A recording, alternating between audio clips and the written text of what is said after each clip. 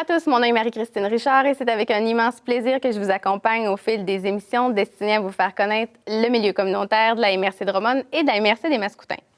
Le milieu communautaire regorge de ressources souvent méconnues de la population et LPV se donne commission de vous les faire connaître. Cette semaine, l'équipe d'LPV s'est rendue à l'Association des personnes handicapées de Drummond, soit la PHD, où nous avons rencontré M. Daniel Mayotte, directeur de la ressource.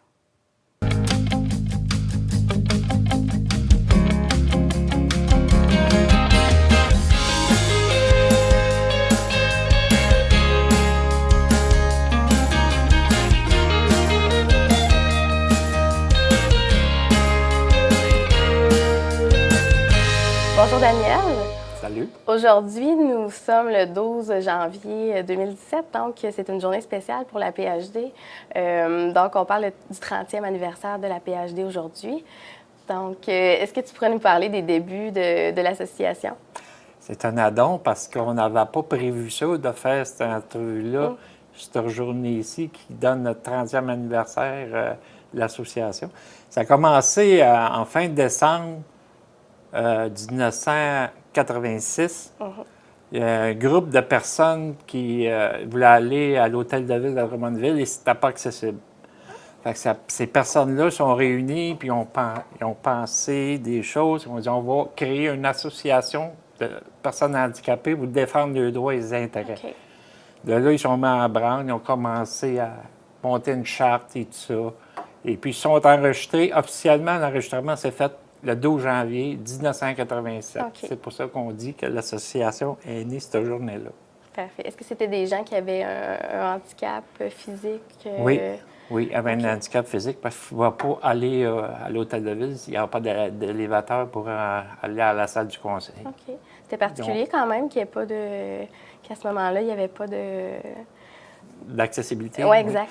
Mais on se rappelle que il y a plusieurs années, il y a 30 ans, là, il y avait même des personnes handicapées qui ne sortaient pas de la maison. C'était comme mal vu. Ça allait évoluer plus le temps, là. Mais, tu sais, les établissements, il n'y avait pas grand-chose d'adapté. C'est suite à la loi de l'Office des personnes handicapées au niveau gouvernemental qui ont sorti en 1986, je crois bien, qui ont sorti... Donc, presque en même temps que la naissance de l'association. Oui, en fait. Fait que là, ils ont obligé, il y a eu une norme par rapport à l'accessibilité des infrastructures et tout ça, qui est sorti une norme minimale, qui a fait là, qu'ils ont commencé, quand il y avait des constructions, des rénovations, à mettre des normes minimales pour l'accessibilité architecturale pour les personnes à mobilité réduite. Puis cette loi-là était régie par... Bien, c'est le gouvernement, mais c'est l'Office. C'est en 78, excusez, j'ai dit 86, c'était là, mais c'est en 78. Un petit peu avant. Oui, c'est bien avant. Puis c'est ça, c'est l'Office des personnes handicapées, en fin de compte, qui est comme le chien de garde là, pour le gouvernement pour ça. Est-ce qu'il y a des gens de l'Office qui vont vérifier sur les lieux si en fait, si c'est adapté justement, si ça a été respecté, ces normes minimales-là? Ou... Bien, ils ont sorti des normes minimales, mais ils n'ont pas obligé, entre autres, les villes à faire de l'accessibilité pour je te parle des édifices publics. C'était pas obligatoire. Les trottoirs, je parle, les stationnements. Ils ont sorti une loi en 2005, je me souviens bien, oui, c'était en 2005. En 2004, mais ils ont donné aux villes de 15 000 habitants et plus qui ont un plan d'action pour l'intégration des personnes handicapées dans leur propre ville. Et puis, ils doivent faire un plan d'action. Il y avait la première année, il y avait jusqu'au 17 décembre 2005 pour établir un plan d'action. OK. Pourquoi, selon toi, ils ont senti le besoin d'établir ce plan d'action-là? Parce qu'il y avait des manques? Bien, tu sais, il y avait les commerces, il y avait un minimum à respecter, puis les villes ne sont pas obligées de faire des choses par rapport aux personnes handicapées. Il y a certaines villes qui en faisaient, comme Drummondville, ils en faisaient déjà, mais ce n'était pas toutes les municipalités. Fait que le gouvernement a obligé les villes de 15 000 habitants et plus c'est sûr, parce qu'ils sont aperçus qu'à un moment donné, que les personnes handicapées, au nombre qui sont c'est quoi? C'est 10, quasiment 15 de la population qui vivent avec une déficience, là, soit physique, visuelle ou autre. Là. Mais ils ont vu que c'était quand même c'est des citoyens, puis qui allaient chercher du service aux outils, puis qu'il y avait des besoins. Il y avait des besoins. Là. Puis des droits aussi, oui, un droit d'accès au commerce, oui, aux différentes institutions, puis des personnes à part entière. Là, puis on est des personnes à part entière, à pas égales. Hein. Fait que, en 87, l'association est Nos Mondes, et en 89, on a parti un comité avec la ville de Drummondville. Un comité d'accessibilité, voir tout ce qui pourrait être fait pour les personnes handicapées. Tout dépend des moyens de la ville aussi. Là. Oui. On est conscient de ça. Et puis, en 89, ils ont voulu avoir une politique d'accessibilité universelle pour la ville de Drummondville. Dans le temps, les personnes présentes à l'association, ils ont présenté ça à la ville. OK. Et je ne sais pas ce qui est arrivé, mais c'était mort dans l'œuf. Nous, en 2004, il y avait des jeunes personnes du conseil d'amnistie. Quand même, on parle de plusieurs années plus tard, là, de 89 à 2004. C'est quand même... Oui, c'est 5 ans. Mais il y a eu un changement au sein de l'administration, du conseil d'administration. C'était plus des jeunes. Okay. Peut-être plus conscient, peut-être plus sensibilisé à ce moment-là. Moi, j'ai rentré en poste aussi. On avait une permanence. La permanence d'association, on a eu seulement qu'en 98 qu'on a eu assez de financement dans le temps, c'était la régie régionale. On a eu assez de financement pour engager une direction. OK. Il y a eu une direction. Moi, je suis rentré en 99, ça fait 17 ans que je suis ici depuis ce temps-là. Puis avec la jeune administration, on a dit on va en monter une politique. Puis on a parlé avec la ville aussi, ils sont bien d'accord. Fait que en 2005, on a monté notre politique et elle a été adoptée en 2008 par la ville de Drummondville. Et toutes ces années-là, on a fait partie du comité. On a continué notre comité pareil avec la ville de Drummondville. On a des problématiques par rapport à toutes les infrastructures de la ville, qu'est-ce qui pourrait être modifié, puis les trottoirs, la sensibilisation et tout. Il y a beaucoup de choses, en fin de compte. Là, il y a 7 axes dans la politique qu'on a monté. C'est une de nos fiertés, puis on fait toujours partie encore du comité de suivi de la politique d'accessibilité avec la ville de Drummondville. Wow. Drummondville accessible, ça, c'est un découlant. Encore là, c'est nous, l'association, qui a monté ça en collaboration avec la ville de Drummondville. Okay. Mais la ville de Drummondville, à tous les mois, elle nous transmet les permis de rénovation, de construction neuve de tous les commerces et les édifices publics. Systématiquement? Systématiquement, tous les mois. Et à partir de là, je regarde les commerces Je regarde les commerces et on va faire les rendre visite, puis on va évaluer le degré d'accessibilité du commerce. On fait des recommandations s'il manque des choses essentielles, comme s'il n'y a pas de stationnement conforme. On dit, bon, bien là, il faudrait t'arranger ton stationnement parce que là, il n'est pas conforme. On ne pourra pas débarquer même si on le prend. Tu sais. C'est un exemple, je te donne.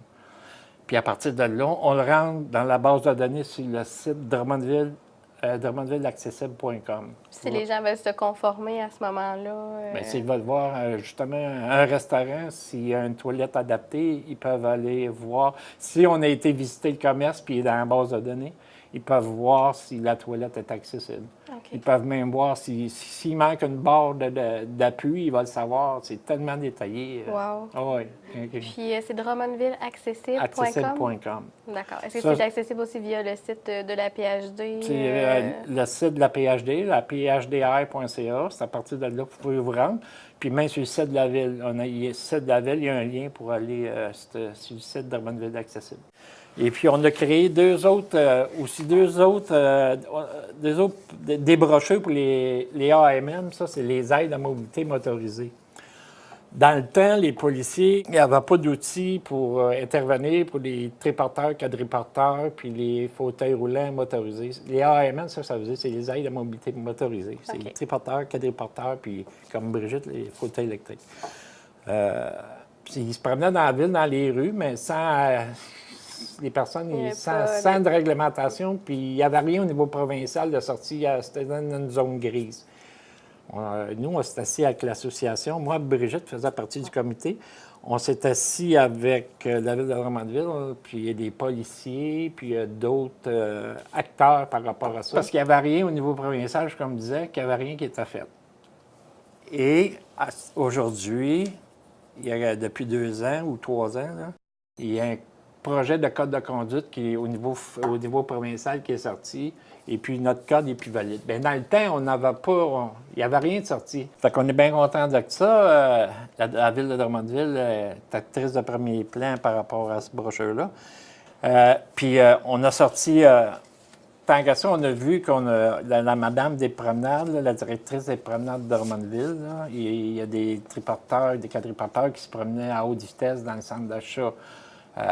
Fait que là, on dit pourquoi qu'on ne mettra pas une brochure de comment se déplacer avec les fauteuils motorisés et les quadriporteurs dans des centres publics.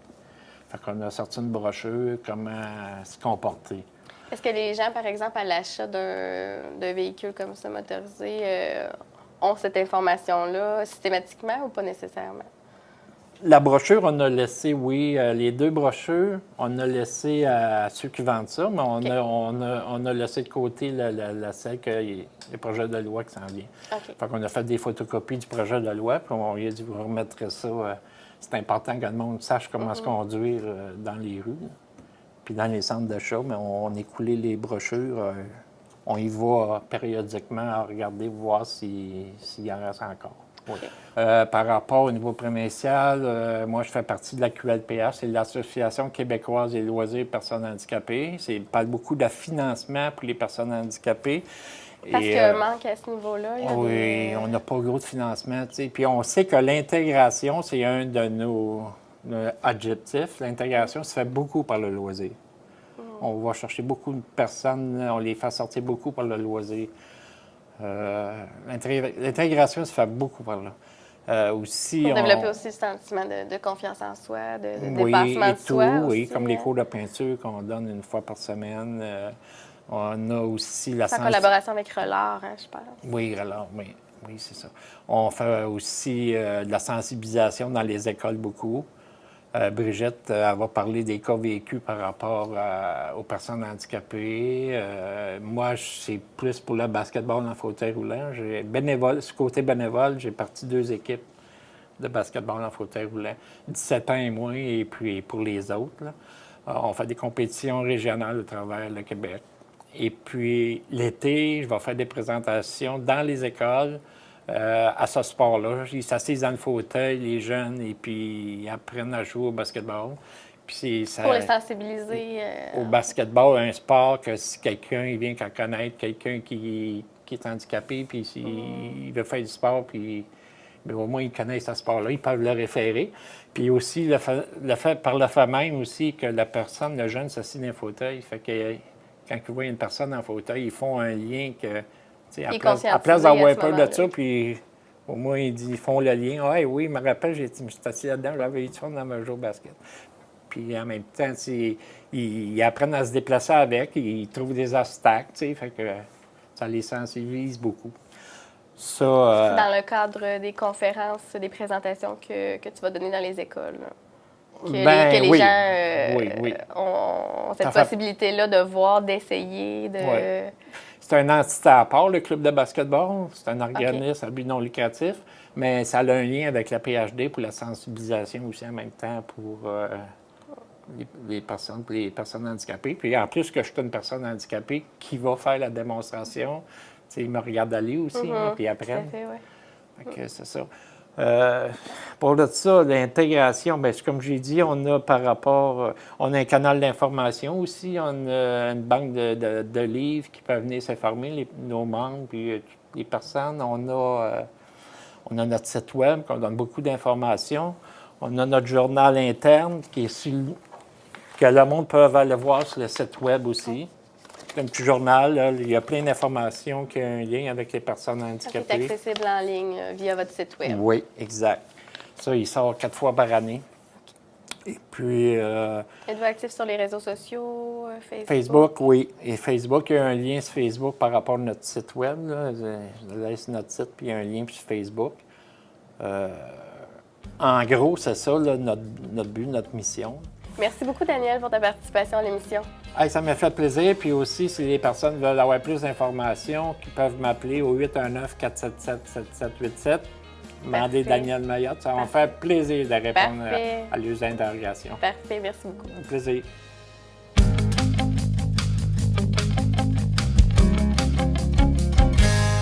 nous avons également rencontré Mme Brigitte Barry, présidente du conseil d'administration, qui nous a fait un portrait plus clinique de la ressource.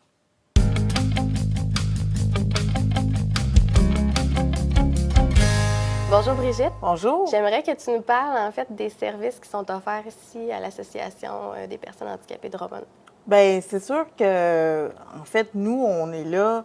Il y a une personne ressource qui travaille, donc il y a le directeur et on a un employé qui est une agente de communication qui sont là pour répondre aux besoins des personnes. En fait, nous, notre but, en fait, c'est de favoriser l'intégration sociale des personnes handicapées et de défendre leurs droits et leurs intérêts. Fait que c'est sûr que, par exemple, si quelqu'un entre dans notre bureau, bien, la première mission qu'on a, on n'est pas travailleurs sociaux ni psychologues, personne, puis on ne veut pas enlever l'emploi de personne, mais la première mission qu'on a, c'est de l'écouter pour savoir pourquoi elle vient nous voir. Est-ce que c'est une référence? Parce qu'on est là pour donner des références. Est-ce que tu veux savoir le nom de notre organisme, les coordonnées? On peut donner ça aussi. Mais est-ce que c'est quelque chose de plus complexe? Donc, est-ce que c'est quelque chose par rapport au transport, à l'accessibilité, tout ça? Donc, on est là pour répondre à ces besoins-là. Et c'est sûr que la personne, quand elle entre dans notre bureau, quelle que soit sa limitation, nous, on ne fait pas de discrimination. Donc, on accepte les personnes, peu importe la nature de leur handicap, donc que ce soit physique ou intellectuel. Quand la personne entre dans notre bureau, c'est sûr qu'on explique un peu qui on est, les services qu'on offre, les activités de loisirs qu'on a, bien, on va l'inciter fortement, si elle n'est pas déjà membre, d'adhérer, dans le fond, à notre association en remplissant, en complétant, c'est-à-dire un formulaire. Donc, qui dit la nature de ses incapacités, donc en complétant ce formulaire-là. Et puis, elle va pouvoir être membre.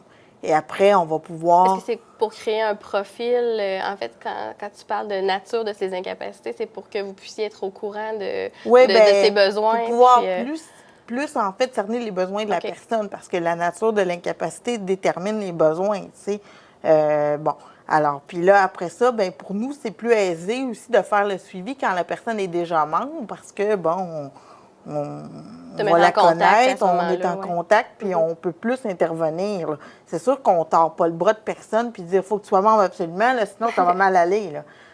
C'est pas ça notre rôle, mais notre but, c'est de l'aider le plus efficacement possible. Fait que c'est sûr qu'en étant membre, ça facilite notre travail, puis elle, en même temps, ça lui donne une façon de pouvoir peut-être rencontrer des gens, tout ça. Briser son isolement. Après ça, on peut voir bien, pourquoi elle est venue dans notre bureau. Est-ce que c'est ce dont elle a besoin? Par rapport, bien, si on prend un exemple là, pour mettre ça peut-être plus concret pour les téléspectateurs ou les gens qui vont visionner le reportage, en fait, si on prend un exemple plus concret, admettons qu'on prend le cas d'une femme de 35 ans qui se déplace en fauteuil électrique, qui est récemment arrivée dans la région de Drummondville, bien, ça se peut qu'elle vienne nous voir pour nous dire, par exemple, bon, ben moi, je viens de m'installer dans la région il y a quelques semaines, donc je me sens un peu plus isolée. J'habitais loin avant, et puis là, je me sens un peu plus isolée. Bon, fait que la première chose qu'on va faire, c'est de déterminer, de dire, est-ce que tu avais accès au transport adapté? Si la personne dit non, dans mon milieu avant, je ne le prenais pas, je me faisais véhiculer, exemple, par ma famille, mais là, ma famille est restée loin, puis moi, je suis déménagée ici. Bien là, à ce moment-là, on va lui dire, bien, contacte les transports adaptés, puis ils vont pouvoir déterminer si c'est admissible ou pas. Donc là, la personne, bien, généralement, si elle se déplace en fauteuil roulant électrique, elle est admissible. Donc, si elle est admissible, bien, ça va être de voir avec elle. Bon, tu nous as dit auparavant que tu te sentais plus isolée. Bien, qu'est-ce qu'on peut faire pour t'aider, nous autres? Concrètement, entre autres, bien, on a souvent des activités de loisirs. On a des activités qui sont récurrentes, puis on a des activités qui ne le sont pas. Donc, exemple, les activités récurrentes qui reviennent, on aurait, par exemple, les cours de peinture. Fait que si la personne a une facilité en art ou une facilité avec ses mains, bien, elle pourrait participer aux cours de peinture. Il n'y a rien qui l'obligerait. Si elle dit, ben non, moi, je suis plus physique, bien, j'aimerais ça quelque chose de plus... qui bouge un peu plus. Physique, bien, il y a soit le basketball en fauteuil roulant si elle le veut, sinon, il y a la vie active. Sinon, ben, si elle dit, par exemple, ben, j'aime le sport, ben, j'en fais pas, moi. Donc, selon les intérêts de la personne, vous allez l'orienter, en fait, vers selon les intérêts de la personne, on va l'orienter. Si elle dit, j'aime le sport, j'en fais pas, peut-être qu'elle pourrait aller assister au centre Marcel Dionne, à l'Arena Marcel Dionne, à des jeux de hockey, exemple. Bon, c'est entièrement adapté. Donc, c'est quelque chose qui pourrait se faire. Maintenant, bon, ça se peut qu'elle s'intègre bien, qu'elle participe aux activités de la PhD. Ces activités-là sont sur une base mensuelle ou hebdomadaire? Non, ben c'est ça. Il y a des activités, comme je disais, qui sont récurrentes, qui reviennent, comme les cours de peinture, comme la vie active, ça revient, mais il y a des activités qui ne reviennent pas. Comme par exemple, si on a une partie de cabane à sucre, exemple, en hiver. Bon, mais si c'est proche de annuel. Si c'est près de l'hiver, on peut dire, ben là, la partie de cabane à sucre, ça serait peut-être une bonne idée pour toi parce que ça te ferait rencontrer des gens. On a la journée des membres aussi en février, donc qui est une journée informative sur un sujet divers qui permet aussi à la personne de s'informer. On a le party de Noël à chaque année qui revient quand même à chaque année, mais qui n'est pas récurrent sur une base de semaine ou de mois. C'est une fois dans l'année. Il y a les quilles aussi qui serait une activité qui, elle, est plus récurrente, donc qui reviendrait. Donc, on va voir par rapport à son intérêt. Il est possible que cette personne-là, de 35 ans, dont on a parlé tantôt, qui se déplaçait en fauteuil roulant électrique, qui avait, par exemple, le paralysie cérébrale, il est possible qu'elle nous revienne, genre 6 mois plus tard, puis qu'elle nous dise, bon, ben vous avez eu une bonne idée, je me suis fait un petit réseau de connaissances, je me sentais isolée, j'avais pas d'amis, mais là, j'ai agrandi un petit peu mon réseau. Puis là, ben je suis allée avec mon ami, puis on est allé souper au restaurant, exemple, dans un restaurant X, Y, Z.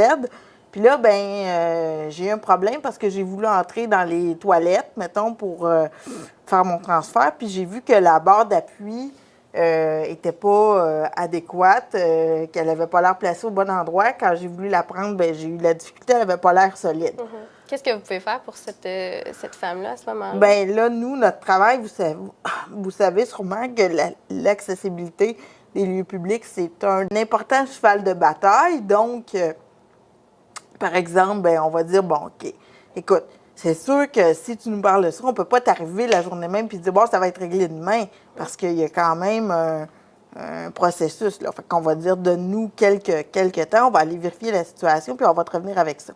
Nous, notre travail où on intervient, c'est dans le fond de faire de la sensibilisation active au niveau du propriétaire. Donc, d'aller rencontrer le ou la propriétaire de l'établissement en question, puis d'expliquer le cas, de dire, écoutez, il y a une femme de 35 ans qui est allée souper dans votre restaurant l'autre jour et qui nous a présenté des problèmes d'accessibilité. De manière générale, les propriétaires réagissent assez bien, mais il y en a des fois qui peuvent sembler plus réticents, dire, pourquoi vous venez me voir? Elle est correcte, ma toilette, moi, je pense qu'elle est correcte, il n'y a pas aucun problème. Mais là, c'est de lui expliquer qu'on n'est pas là pour lui nuire. On est là, dans le fond, pour corriger une situation problématique. Dire, regarde, peut-être que la barre aurait pu être placée autrement. Peut-être qu'on pourrait utiliser un autre type d'équipement, un autre barre qui faciliterait les choses, qui serait plus solide. Donc, c'est ça aussi. Dans le cas où un propriétaire refuserait de se conformer, est-ce qu'il y a des mesures qui sont prises ou... En fait, si un propriétaire refuse de se conformer, ce qui s'est vu souvent ici, c'est que nous, on va écrire une lettre. Donc, dire en disant, écoute, on vous a fait pas, écoutez, on vous a fait part d'un problème X à telle date, vous n'êtes pas conformé. C'est sûr qu'on va écrire une lettre, puis si la personne ne se conforme pas, les mesures qui sont prises à ce moment-là seraient appliquées par qui? C'est au niveau du code du bâtiment, mais Okay. nous, ça nous est jamais arrivé là, Les gens collaborent de faire en appel général. au code. Oui, en général, ça collabore. Là. C'est sûr qu'on n'a pas pour prétention de régler toutes les situations. On fait notre possible. Des fois, on va revoir la personne aussi, puis on essaie de rediscuter à nouveau avec elle. Donc, c'est un peu ça. Quels sont les besoins de la PhD? La PhD, c'est sûr qu'on est une association à but non lucratif. Donc aussi, si on avait davantage de financement, c'est sûr qu'on investirait sur les logements adaptés. Donc, pour procéder peut-être à un renouvellement de la banque de logements potentiellement adaptables pour des personnes handicapées. Si on avait une ressource supplémentaire, c'est sûr qu'on investirait là-dedans parce que les logements, tout comme le transport adapté, c'est la base de la vie, de l'intégration sociale aussi. Ça te prend un logement pour vivre. Puis si tu n'as pas ça, le reste va mal, le reste s'ensuit. Donc, les logements aussi, ça nous préoccupe beaucoup. C'est quoi le portrait au niveau des logements adaptés ici à Drummondville? Bien, on a une unité de logement adapté qui accueille des personnes handicapées à faible revenu. Donc, ils ont besoin de soins pas mal sur du long terme, là, donc 24 heures sur 24 là, de soins.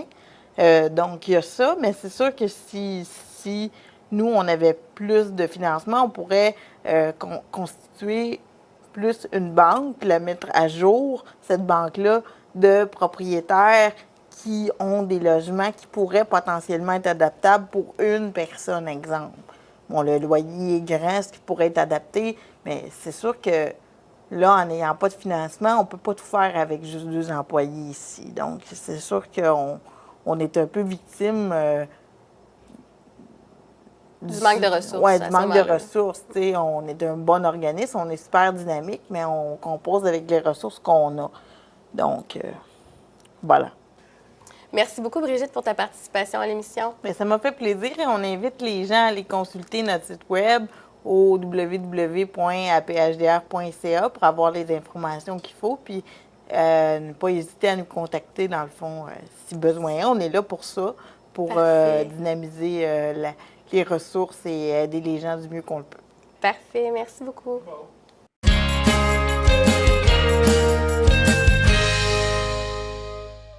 J'espère que cette émission vous a plu et qu'elle a su accomplir sa mission première, soit de vous faire connaître les ressources qui sont souvent méconnues de la population.